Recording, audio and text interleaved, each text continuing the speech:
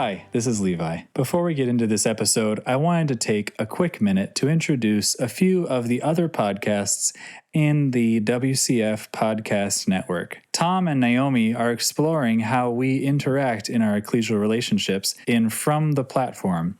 It's a very in-depth series that is incredibly helpful for understanding and developing compassion and better listening practices. That's From the Platform.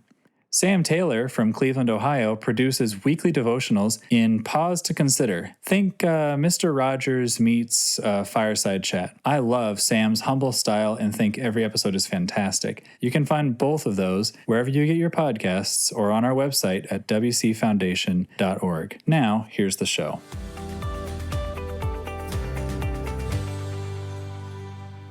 Welcome back to A Little Faith. This is a podcast sponsored by the Williamsburg Christadelphian Foundation.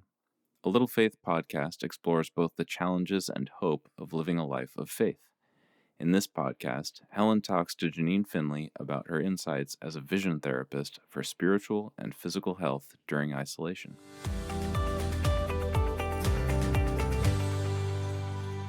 So today we're going to be talking about vision and light. Thank you so much for joining us, Janine. How are you doing? I'm good. Just having my coffee, so I'm always good. Yeah, it would be really nice if we were actually sitting together face to face, having a cup of coffee and chatting on a couch. But as we're apart, we'll try and make it as realistic as possible, feeling cozy. Now tell us a bit about yourself. So you're Canadian. I am. I'm Canadian and actually living in Canada right now for once. Well, you told me a few fun facts about yourself. You're into Disney. I am majorly into Disney. Yeah. Which Disney. I'm still trying to wrap my head around as someone from Britain who has moved to North America. So tell me a bit more about why Disney is kind of so magical and why so many people are obsessed with Disney. I think, first of all, it's nostalgia. So we grew up with Disney, and growing up in the 90s and whatever, it was a huge part of my life. And we didn't have normal TV, so we were watching Disney on a continuous loop all the time. So me and my sister used to pretend to be the characters, and so whenever I watch a movie, it kind of brings me back to a simpler time. And I think it does that for a lot of people. And I also I want to be the people in the Disney movies.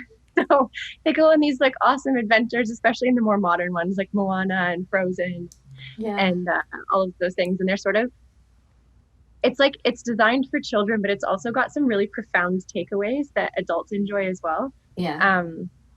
And so they kind of tell you that you can do anything and you can be anything, including a mermaid and a lion and whatever.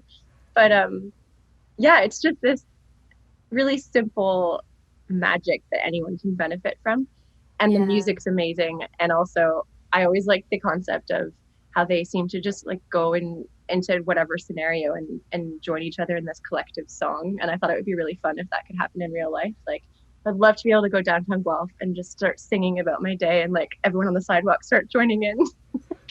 How awesome would that be? It would be really awesome.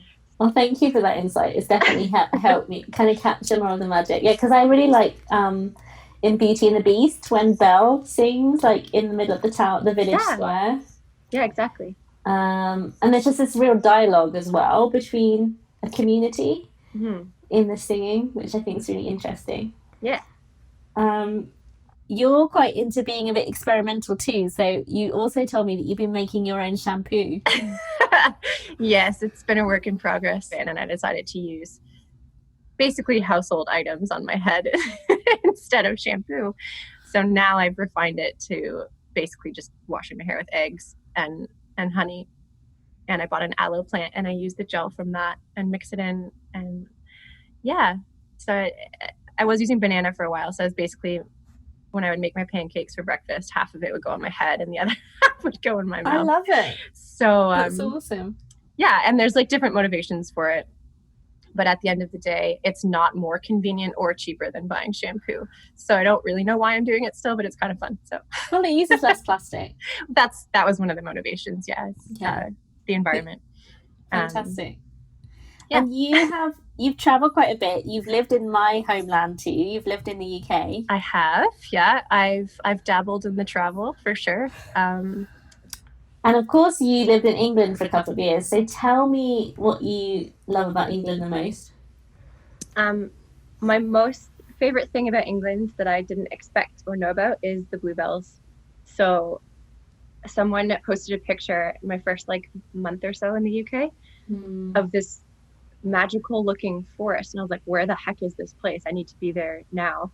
And so I found out where it was and went there, and I honestly, my first experience was a little ridiculously magical. A stag was like hopping through the bluebells when I first walked in, and I was just like, what is this? Speaking of Disney, it felt like I was in a Disney movie, and I would just go there and like I would have picnics there, and I would just go there as much as possible. And there's actually video footage of me falling out of a tree in a bluebell wood, which has kind of gone down in infamy. Yeah, I think bluebells are really, I mean, they're obviously small and they're a wildflower, but then when you see such a blanket of them in a wooded area, there is something really special about them, the vivid colour, and that they're a bit private as well. So you actually have to search for them. You have to find a wood to find the bluebells, and I really like that. But I will think of you next time I see a picture of bluebells. I find it really hard being here in that British people, their spring comes earlier. Yeah. So when everyone is just posting beautiful pictures of spring on spring flowers, particularly in blossom, it's easily a couple of months before I'm going to see it here. Yeah, England wins at spring, but then we win at all of the other seasons. I love it. So yeah, they can have spring. Yeah. So tell us what you normally do for your day job, Janine. So I'm a vision therapist. What does that involve? We work with people with brain injuries or kids with learning difficulties, people with learning difficulties who often have exhausted all other avenues for finding a reason or an explanation for what's happening with them. And our job is to sort of reinforce and develop new brain pathways between the brain and the visual system to help with the communication breakdown that's happening that could be contributing to their symptoms. So something like a child who may exhibit behavioral issues in the classroom, who isn't reading, is sort of falling behind their grade level, could actually have a visual issue or a communication breakdown between their brain and their visual system that's sort of manifesting itself in all these other ways. And that's not to say they don't have other issues to deal with, but it could be a visual problem. And people with brain injuries, so we get a majority of the brain injuries that we see are concussions. We see a lot of them. And what does the therapy involve? Yeah. So it's very patient-oriented, kind of person-centered care. Our therapies in general revolve around different activities that exercise different parts of the brain, depending what they need work on. And yeah, the treatments are different depending on the person, but we do use a lot of the same exercises. And a lot of the patients come in and they feel silly when they're doing the exercises. And I always try to explain, like, these exercises are simple, but they're not easy. There's a difference. They're working parts of your brain that we don't typically, especially as adults, always use all the time. And all of these are things that your brain normally, when it's functioning optimally, does automatically. But when there's been a breakdown of some kind in communication, these things are effortful and they shouldn't be. So, you show two triangles that are a little bit different in size. You should be able to detect that there's a difference, but these people can't necessarily do that anymore. They've lost the ability to interpret that information quickly, to process that. So something as simple as that could be quite effortful and taxing and can be really tiring and cause a lot of symptoms. You mentioned that many of these people have exhausted all their other avenues. How are these people feeling when you first meet them, or like emotionally? Drained. Hopeless. Hopelessness is a huge issue. Really low confidence, especially in the kids. They feel like they're stupid. Obviously they're not. That's not the issue. It has nothing to do with intelligence. So yeah, a lot of hopelessness, a defeated attitude, low confidence, frustration, anger. So the effects of concussion can be incredibly long lasting. Yeah.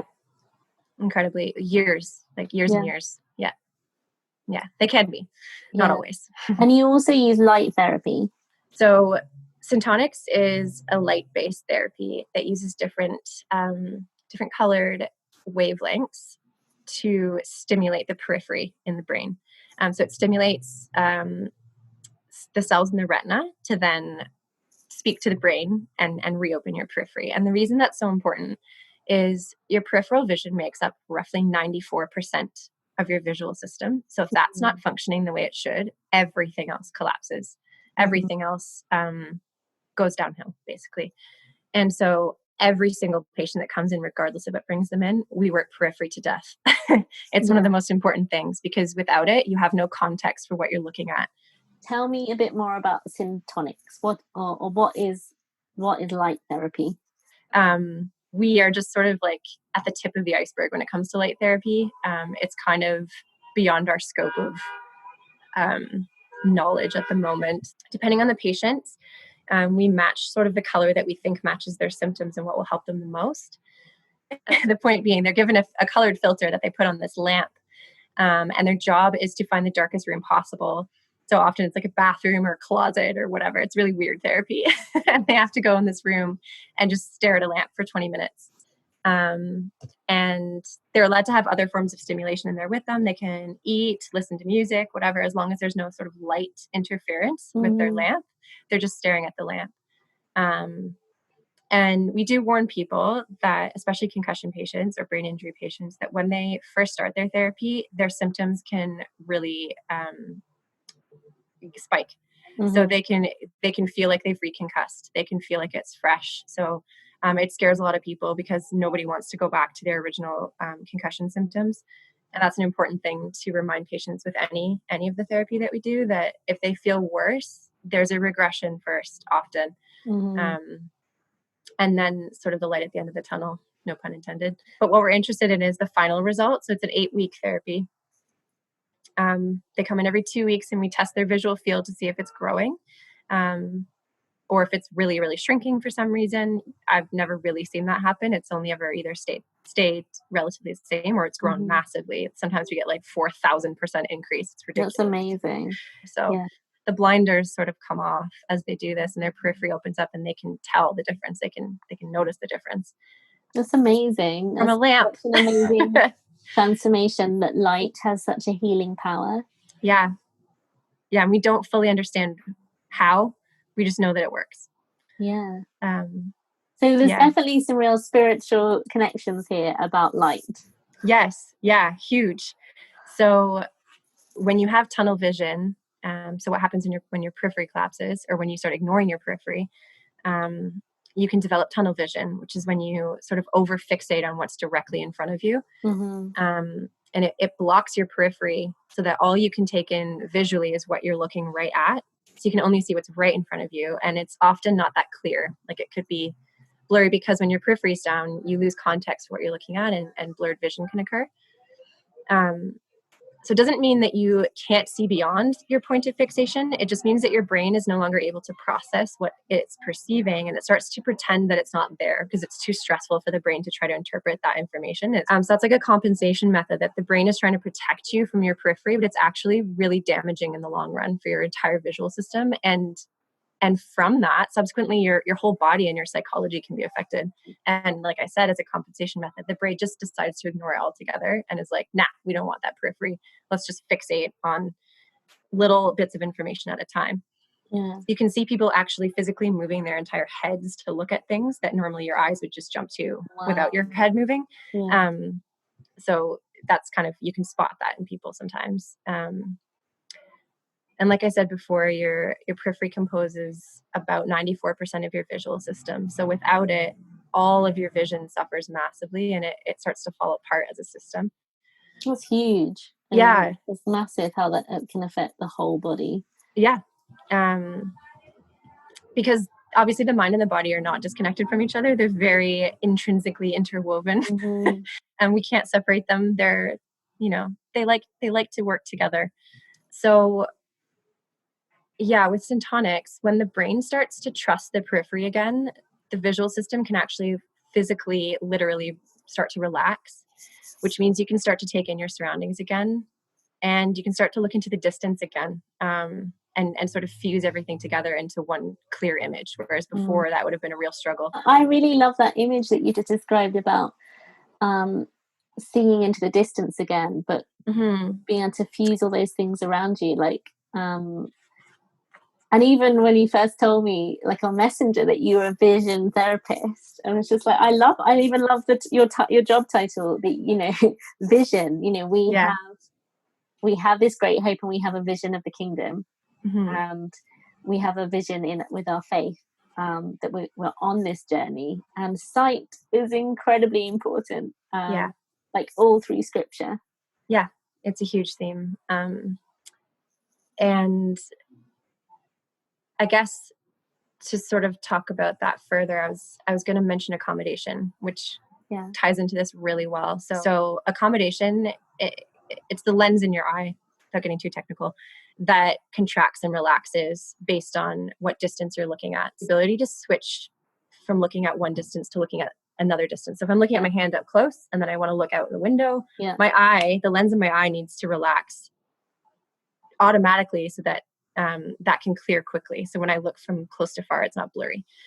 And again, if your periphery is not working, you lose that ability. And that's a really quite dangerous thing to lose.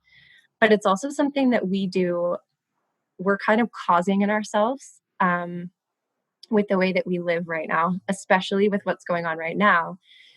You can more people are becoming myopic or nearsighted because they're like this all the time. They're always looking at something up close in front of their face, whether it's your phone or Netflix or whatever. And right now we're all closed indoors with the inability to look far away in the distance. And it's actually really damaging to your eyes and your visual system. Yeah, so to look at the horizon, really, or wider. We need to broaden our horizons even on a daily basis. Yeah. Let alone a spiritual basis. Yeah. So equally, though, if you're looking far away all the time, you can lose your ability to clear things up close. So neither one is great. What we need to practice is jumping between one distance to the other. So we need to be able to look up close clearly and also look far away clearly. And to be able to jump between them sort of automatically without too much effort involved. It should be effortless. Yeah, I really like what you're kind of saying about how we need to be able to look to the distance and to be able to look close up as well. The application the importance of that with our own faith as well. So we need to be able to look to the kingdom, but we also need to be able to focus on our own life and our relationship with God and Jesus right now. Yeah. And not just the relationship that we're hoping to have with them in the future. Yeah. So there's a thing called psychological tunnel vision. When you are anxious for a certain amount of time, for a long period of time, or have depressive symptoms, or you feel stress, it can actually manifest itself visually where your vision starts to get blurred.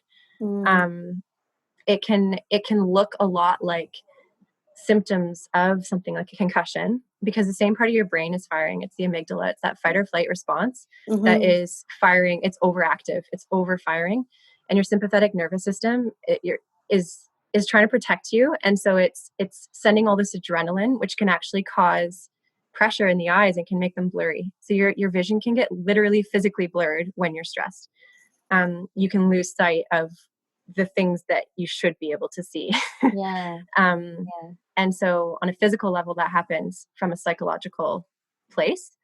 And in trauma, obviously your fight or flight response is firing in the moment, but people who become traumatized, it's because their fight or flight response doesn't shut down after that. It keeps sort of firing when it's not supposed to be firing anymore. So they're like in a constant state of anxiety. You're in a constant fight or flight mode, or freeze, fight, flight, or freeze. Kind of running on adrenaline.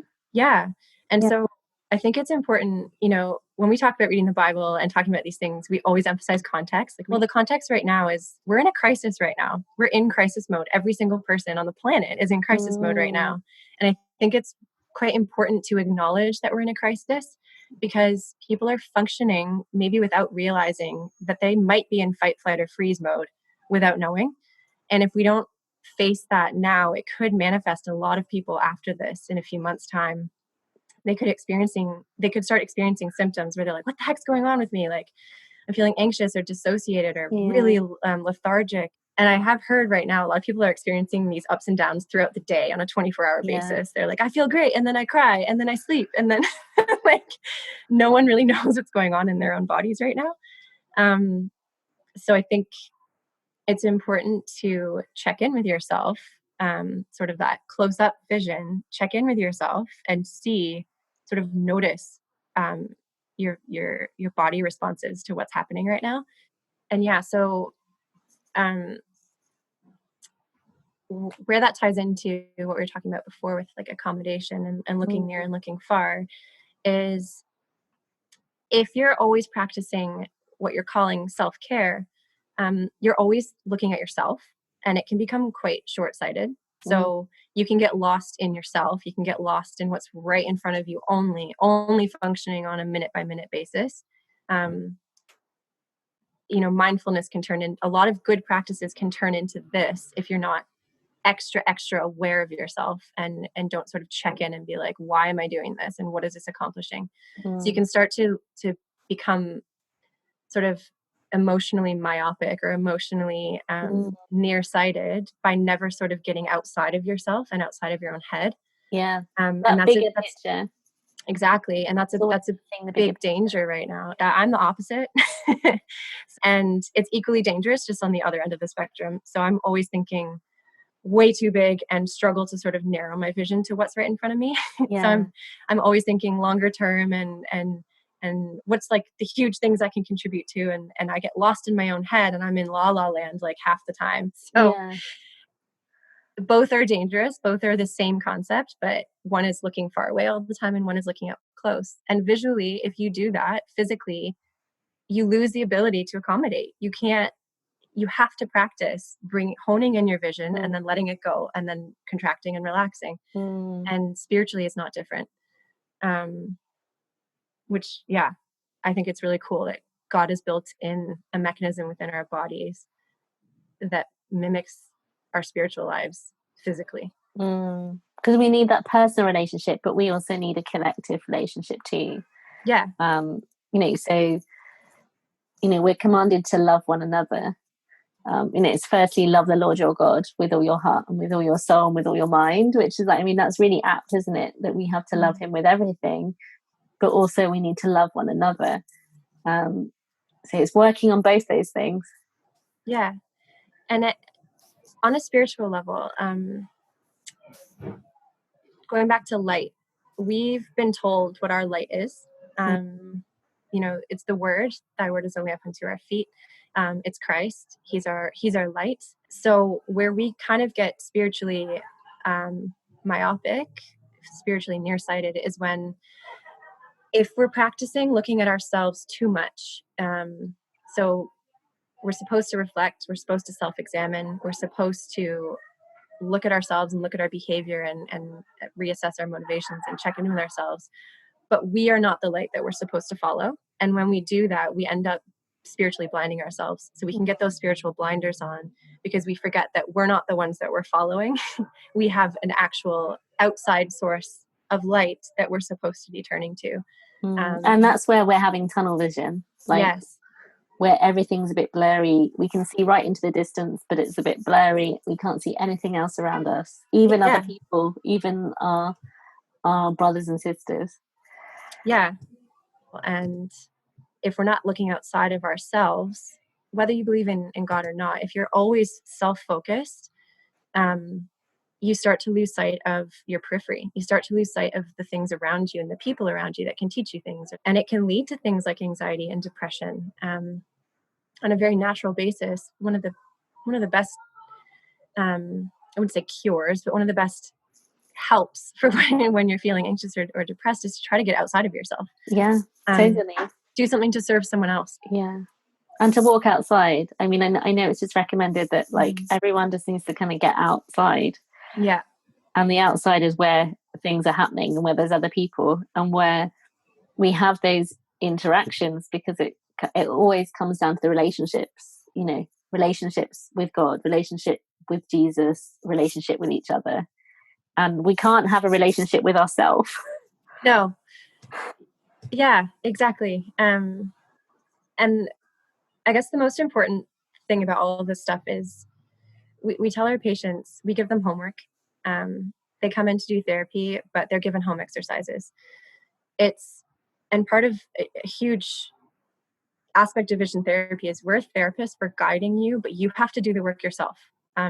You have to put in the effort. It's intentional. It's not passive. It's very, very active. And that's the same thing spiritually. You can't just sit around and by osmosis absorb the word. Like, you have to do something. Yeah. It's active. There has to be intentionality behind it. You know, you can't just hold the Bible to your face and expect it to go into your head. That's not how it works. You can't just exist spiritually. It's something that you have to actively connect to nurture that spirit within yourself. And when we start to let it be passive, we very much lose sight of what actually matters. We lose the vision, quite literally. I'm also interested in the expression, like, I see you. So, you know, when someone's talking to us and we're listening and we're talking about like seeing each other and being open with each other, you know, we use that expression, I see you. And we're being vulnerable to each other. Yeah. But that is the time where we really can connect with people, when we're looking and when we're listening. I wondered what you kind of thought about that. Yeah, I think that's like having peripheral awareness of other people. So nobody exists in a vacuum. Everybody's got something going on under the surface or that you don't know about. And so if we just assume that everybody's got something going on peripherally that we don't know about, or everybody's sort of just try to see people as a whole. Yeah, as a whole. Don't have tunnel vision when you're looking at other people. Yeah. People don't exist that way. They have so much more to them going on outside of your awareness that contributes to what they're doing or why they might have said something that way or snapped or whatever. And the more you're tapping into your periphery for other people, the less you are likely to judge them. So it's really like tunnel vision is like having a plank in our eye. Yeah. That is probably one of my favorite vision related things, actually. So we have to take that plank out of our eye. We have to widen our vision and see that bigger picture of individuals just as much as the whole world. Yeah. We like to explain away our own behavior. So why don't we let other people just explain away other people's behavior too? Yeah. We like to be like, well, this is going on for me and that's why I did this. And why can't you understand that? As people should, but we should also do the same thing for other people, but we don't. Yeah, I really love that hymn about like, give me a channel of your peace, and it talks about being understood. Yeah, that's kind of what it reminds me about, like being able to see each other. I mean, of course, there's also those beautiful verses about our vision being like veiled, and then this kind of veil being lifted, and us, you know, seeing God's glory and being a part of that in the future. And I think that's a really beautiful image. Yeah, I guess one of my favorite verses is seek you first the kingdom of God, and all these things shall be added to you. So to me, that's sort of the perfect combination of looking near and far. So the kingdom is a future concept, you know, basically. I know we can live out aspects of it now, but it's not here yet. It is a future concept. It's something that we have to look into the distance to sort of wrap our heads around and see. But it says all these things will be added unto you, these things being the things that we experience now, the things that are right in front of us. So, but the life that we live now still matters. We still need to pay attention to it. We still need to pay our bills. We still need to eat. And we have a role right now. We're not just sort of waiting around for the kingdom. That's not what we're supposed to be doing. We're supposed to be setting the stage for it now. Yeah. But if you keep that long-term, long-distance, far-sighted vision in mind, and then check in with yourself up close, look into the distance, look up close, like keep the vision clear for both, No, I really like that idea of checking in close and then looking at ahead, and like really keeping the balance between the two, because we need both. Yeah. And one or the other accentuated is unbalanced. I mean, Yeah. say like the whole body is unbalanced without that periphery. Yeah. And yeah, I just, it's fascinating. I think it's really fascinating how like your insight into vision like just has so many spiritual applications, as well as like really practical applications to our lives. We all spend, I mean, even without lockdown, we spend so much time looking at screens, and that we have forgotten what's out there, like, and God's amazing creation, and like just being in touch with nature and being in touch with other people. I mean, of course, other people are God's creation too. You know, we need to put that mute switch on to technology at times, so that we are all seeing each other more clearly. Yeah, and not just technology. I mean, any mental space that you get in where you're focusing on self too much. If it's self-examination, if it's looking at your behavior to be like, why did I do that? And stuff like that. That's important. We need to do those sort of, and that's what I mean by checking in with yourself. We're told to self-examine all the time, but in order to get rid of yourself, put yourself aside and let in that light to guide you forward. So we're trying to get rid of ourselves to focus on God. So that we're empty vessels for Him. Yeah, exactly. We're supposed to empty ourselves of ourself to let in the light, to then show it to other people. And so constantly checking in, self-examine, and then remember the bigger picture. Self-examine, remember the bigger picture is so important to keep the vision clear, literally and metaphorically. So whether, say, you're always stuck looking far or bigger picture, or you're always stuck looking up close at smaller details. So the problem isn't in where you're looking. It's not wrong to look in either of those places. It's getting stuck in those places that's the issue, and not being able to transition out of that. And the result being you overfixate there, and then that can create tunnel vision, which means you sort of lose awareness for what's outside of the tunnel. And then once you're in it, it's really hard to get out of it. It can lead to, in a spiritual sense, it can lead to very streamlined thinking and sort of one-dimensional spiritual life. It can lead to closed-mindedness and not very well-rounded ways of approaching stuff all the time. And so we obviously want to get out of that so that we're not living a one-dimensional spiritual life, because there's so much more to everything than that. So I think some solutions, the solution for both, whether it's bigger picture or smaller detail, I think the solution for both is the same, because the result of both is the same. So the result is that tunneling. And so to get out of that tunnel, you have to think about what's outside of it and then sort of actively try to reach for that. And so I have some strategies that I use that I think are helpful. They're helpful for me anyways. And they involve being in sort of intentional. So the first thing is notebooks.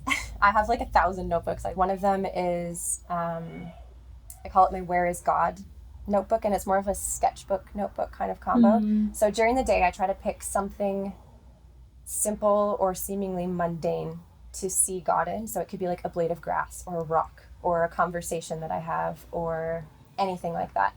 A sandwich that I eat, whatever it may be. And at the end of the day, I try to find a verse about that thing.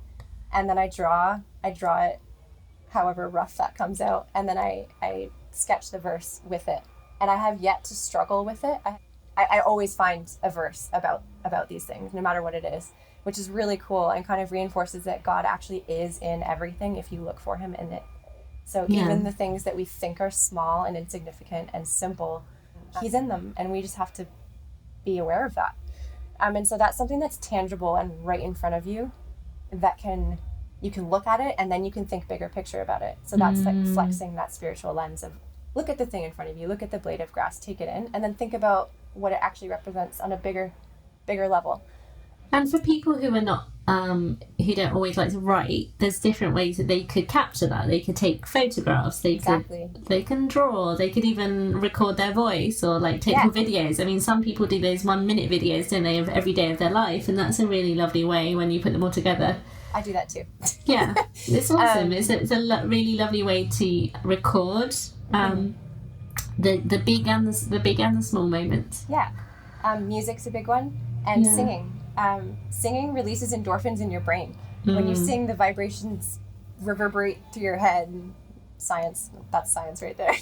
Yes, actually. They just release endorphins, and they make you feel happy. And I think there's something to be said about being a goofball. I think it's really important.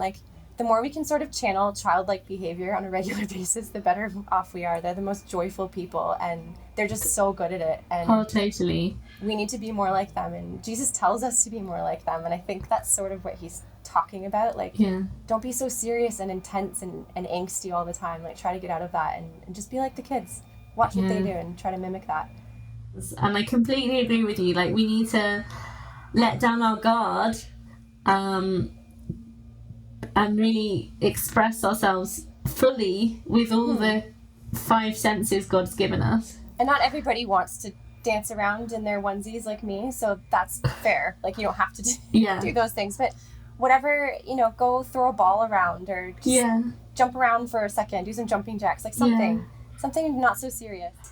Another one is taking care of something else. So I have 11 plants in my room and they're little specimens, they're little creatures, they're living things that you have to take care of and tend to and get out of yourself and care about that thing, even if it's for a minute of your day. So it's that constant jumping back and forth. And these are all things that exist in your home environment for the most part, that you can see right in front of your face. You can be present, you can touch and feel and see these things, but they can represent so much more than just the bubble that you're stuck in. And we need to connect with others too. I mean, it could be as simple as just sending a text message or an email or picking up the phone as well. Just hearing someone else's voice can help reset us and get us out of our own head. Yeah, exactly. That's why checking in with yourself is so important, so that you can, on a consistent basis, sort of look at yourself and be like, why am I doing that? And that's your body manifests these things physically so that you can pay attention to them. If you ignore them for too long, it can quite physically painful. So those are good signals to back up and take a breather and sort of look at, okay, why am I feeling like this right now? What am I thinking about? What am I doing that's making me feel this physical stress at the moment? And spiritually, disconnectedness, dissociation, feeling like, I haven't thought about God in 3 days. That's kind of a problem. That's a signal. Or I don't feel that excited about the kingdom. We're losing the vision for it. If and we all go through ebbs and flows. We all experience the ups and downs all the time. But those are the times to be like, whoa, what am I missing? What have I been ignoring? What have I been neglecting? That's causing this. And if it's well, I haven't picked up my Bible in 2 weeks, that might be a starting point. And it takes action first. You don't always feel like doing these things, and you might not even get something out of it. But we need other people too, don't we? I mean, we need our spiritual community as well. And that sense of connection and understanding. I mean, I guess because we can get tunnel vision in even how we read the Bible if we're just reading it by ourselves all the time. Or if you're always reading it with other people. Totally. So we need to do both. Sometimes it's useful to read it by yourself and have that personal context, and other times it is really useful to read it and share with other people. And also I think what we need, when we're feeling like we're missing that sense of connection, we need to make those connections. So that is about connecting with God, that is about prayer, that is about connecting with other people and having conversations. And that's what's really hit home about this whole time, is that we are made for connection. God has made us for connection. It's really hard being isolated by yourself and being at home all the time, even though many people are actually like that in their daily life. But we also tend to default to connection with each other which isn't a problem, but it can be a problem when it replaces connection with God. Totally. So we're given each other to sort of reinforce that that relationship with God, but not to replace it. So sometimes it's like we can take this time to take a spiritual sort of oasis from other people if that's what we need. If you're constantly getting your connection to God through other people, maybe it's time to take a step back and develop it on your own with him. Maybe not, depends on the person. Yeah, and some of us might be just giving out all the time to others, but not taking time to kind of to be fed by others and to be fed by the word and to be fed by the relationship with our Heavenly Father and having that rest, because rest is really important. Yeah, just being still and taking a pause, taking a breather, a spiritual breather. This can be a really good time for that. Yeah, it's interesting what you were saying about compensation. It reminded me of like just going through the motions and just going to church and seeing our brothers and sisters and going to Bible class and doing this and going to this event and like not kind of stopping, not thinking about it, and not really being open to whether that's benefiting us or whether we need to just take some time to work on our personal relationship too. And that sort of it goes back to what I was saying about the always being busy. Being busy can be a compensation method too. Escapism is usually we try to escape from things that scare us, from fear, or things that make us uncomfortable or that are painful, rather than facing them. And it manifests either by constantly being busy, always having to have something to do so that you're never alone with your thoughts, or only being alone with your thoughts. And they're both compensation methods to try to not face something that's trying to be resolved. And they're both equally dangerous if you don't tackle them. Yeah, it's not honest, is it? It's not an honest relationship with yourself or with God. No. When you're just avoiding and being busy all the time. Yeah, and we can see that with the example of Mary and Martha. Like Martha was being really busy and doing good things, but it was Mary that was commended to kind of come and be still and to be at Jesus's feet. Yeah, true. It's a good one. I do always think Martha gets a bad rap, though. Yeah, she does. We're always like, don't be a Martha, but like she was. I think we're both. I think we totally. Like and she was being busy because she was serving. Yeah.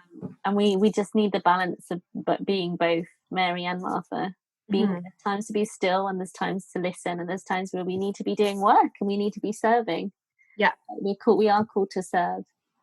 Yeah, and having the wisdom to know what time it is is important. Is it time to be still? Is it time to be doing? Yeah, because there's ebbs and flows in your life, and sometimes you're just supposed to sit still for a little bit and then sort of regroup and then go back out. Yeah, and I guess we can only really understand that by, as you say, like checking in with ourselves and checking in with where we're at in our minds and our hearts and our bodies. Yeah, I really enjoyed this conversation.